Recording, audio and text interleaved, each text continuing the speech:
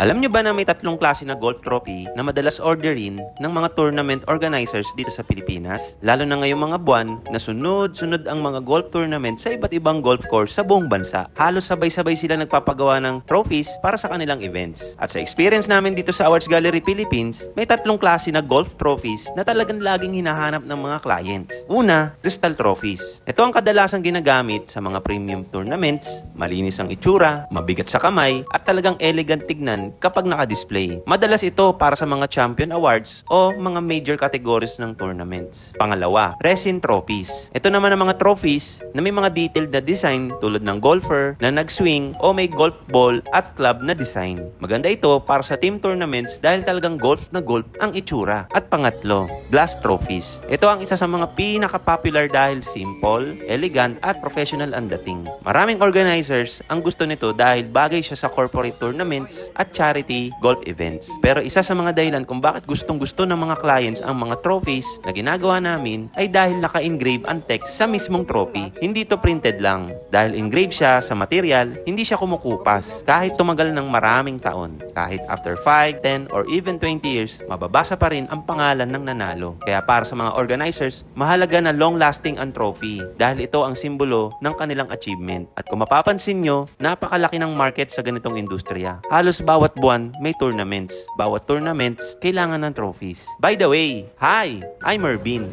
And at Awards Gallery Philippines, we help resellers earn 5 to 6 digits, selling trophies, plaques, and medals without capital. Kung gusto mong matutunan kung paano kumita sa ganitong klaseng industry, follow mo lang ang page namin.